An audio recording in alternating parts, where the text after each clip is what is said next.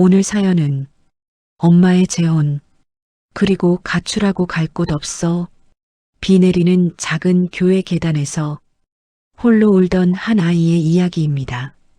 세상에서 가장 외로웠던 그 순간 따뜻한 손길 하나가 그의 인생을 완전히 바꾸게 되는데요. 그 아이는 자라서 누군가의 집을 고치고 누군가의 삶을 다시 세워주는 성공한 인테리어 사업가가 됩니다. 그리고 지금은 과거의 자신처럼 힘들게 살아가는 아이들을 위해 집을 무료로 고쳐주는 일을 하고 있죠. 그의 이야기를 지금부터 들려드릴게요. 저는 어린 시절부터 세상과 조금 빗겨나 살아온 아이였습니다. 부모님은 제가 초등학교에 들어가기도 전에 이혼하셨고, 저는 엄마 손을 잡고 작은 원룸 하나에서 살기 시작했습니다. 그땐 몰랐어요. 왜 아빠가 집에 오지 않는지, 왜 엄마가 밤마다 베개를 뒤집어 말리는지, 왜 나만 아빠가 없는지, 그저 어린 마음엔 엄마를 지켜야겠다는 막연한 생각만 있었어요. 엄마가 버스 타고 마트에 일하러 갈 때면 어린 저는 현관 앞에 서서 그렇게 기도하듯 손을 모았던 기억이 납니다. 엄마는 제가 초등학교 5학년쯤 되던 때 지금의 아저씨를 만났습니다. 엄마는 처음으로 누군가에게 기대는 모습을 보였고, 저는 그 모습이 낯설었지만 엄마가 웃는다면 나도 괜찮다고 생각했어요. 하지만 행복은 오래가지 않았습니다. 새아버지는 제가 엄마와 단둘이 살던 그 조용한 공간을 갑자기 자기 것으로 만들려고 했습니다. 애가 너무 예민해. 네가 지극정성이라 그런 거야. 저를 보면 그런 말을 하던 새아버지의 얼굴은 지금도 생생해요. 저는 그 순간 나는 이 집에 환영받지 못하는구나 하는 걸 느꼈습니다. 엄마는 저를 지키고 싶어 했지만 늘 뒤늦게 알았고 항상 미안해했어요. 결국 저는 중학생이 되던 해 가출했습니다. 알 곳도 없었지만 여기는 내가 있어야 할 곳이 아니다. 그 생각 하나로 밤거리를 떠돌았어요.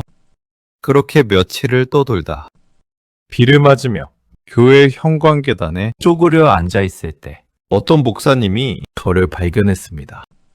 얘야, 여기서 뭐하니? 어디? 가고 싶은 데는 있니? 저는 아무 말도 할 수 없었어요. 아무도 제게 묻지 않았던 그 질문 하나가 너무 따뜻해서 말이 나오지 않았습니다. 목사님은 젖은 제 신발을 벗겨 말려주시고 따뜻한 칼국수를 사주셨습니다. 오래 굶은 배는 그 뜨거운 국물에 놀라듯 뛸 정도였어요. 그날 목사님은 말했습니다. 얘야, 집이라는 건 벽과 지붕이 있는 곳이 다가 아니야. 따뜻한 말 한마디가 들리는 곳이란다. 그 한마디가 저의 인생을 바꿨습니다.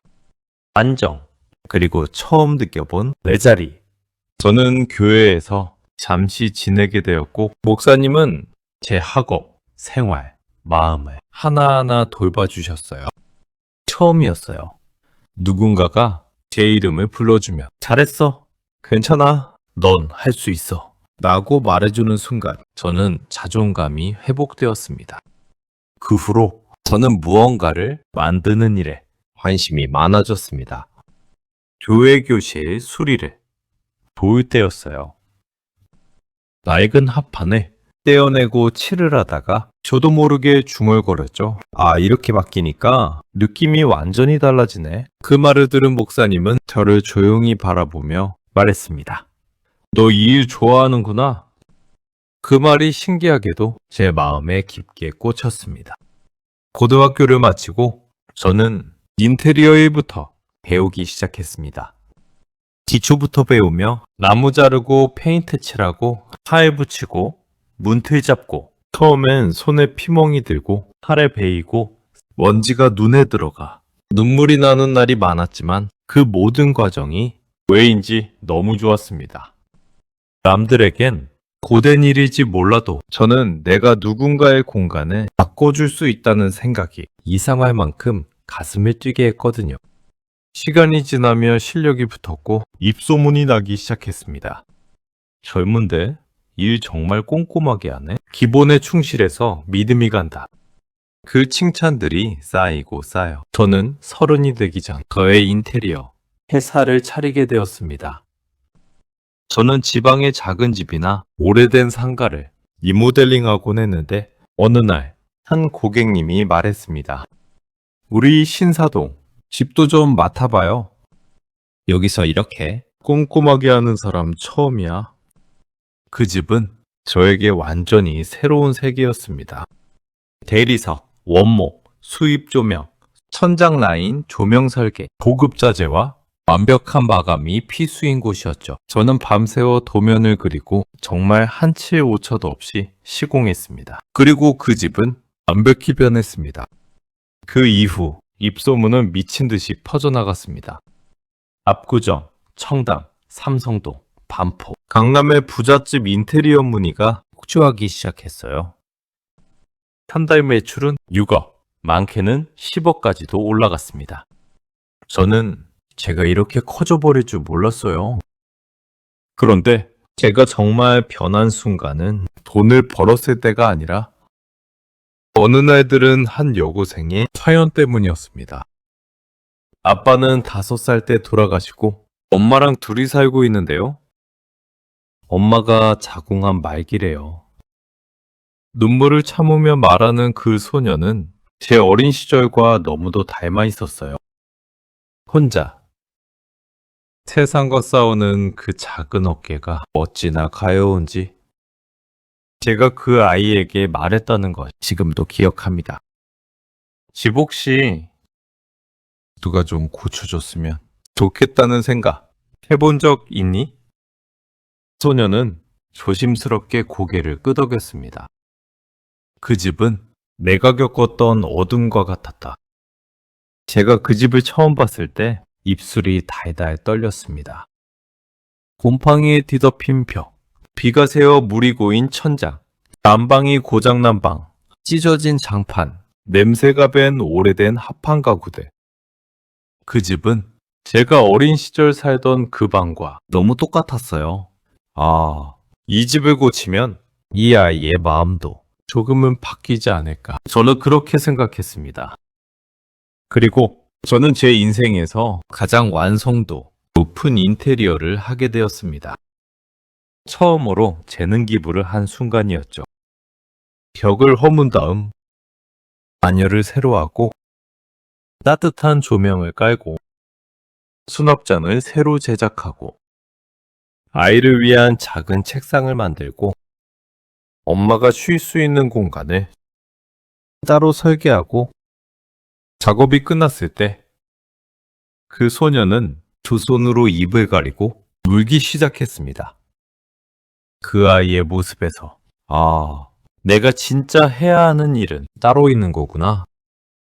그때부터 저는 매달 어려운 가정 한 곳을 선정해 집을 무료로 수리해주고 있습니다.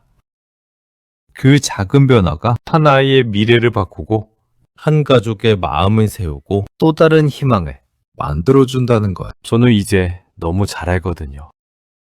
저는 지금도 강남의 고급 인테리어를 맡으면서 많은 돈을 법니다. 하지만 제가 정말 가치 있게 느끼는 순간은 한 아이가 새 방을 보고 웃을 때 아픈 엄마가 편히 숨을 쉴 수 있게 된 집에서 고맙습니다 하고 말해줄 때입니다. 저는 그럴 때마다 어린 시절 교회 계단에 앉아서 떨던 제 모습을 떠올립니다. 누군가 내밀어준 도움이 있어서 지금의 제가 있다는 사실을요. 저의 어린 시절은 상처였지만 그 상처는 누군가에게 따뜻한 온도가 되어 지금도 계속 퍼지고 있습니다. 그리고 그것이 삶의 가장 큰 원동력이 된 것에 감사할 따름입니다. 오늘 이야기 어떠셨어요? 어린 시절, 아무도 기대지 못한 채 작은 교회 계단에서 떨고 있던 한 아이가 있었습니다. 그 아이는 불안했고 외로웠고 세상 어디에도 자신의 자리가 없는 것 같았죠. 하지만 그날 따뜻한 손길 하나가 그의 삶을 바꾸기 시작했습니다. 그리고 시간이 흐른 지금 그 아이는 누군가의 집을 고치고 누군가의 삶을 다시 세우는 어른이 되었습니다. 사람들은 종종 묻습니다. 그는 왜 그렇게까지 하냐고. 하지만 그는 알고 있습니다. 집이 바뀌면 마음이 바뀌고 마음이 바뀌면 삶이 바뀐다는 거요. 그가 누군가의 어둠 속에서 조용히 빛이 되고 싶은 이유도 바로 그때의 자신을 기억하기 때문입니다. 오늘 그의 이야기를 들어주신 여러분께 감사드립니다. 혹시 지금 어디에도 머물 곳이 없다고 느끼는 분이 계시다면 기억해 주세요. 우리 모두는 누군가에게 따뜻한 집이 되어줄 수 있는 사람들입니다. 다음 이야기에서도 여러분의 마음에 작은 숨을 불어넣어 드릴 수 있기를 바랍니다.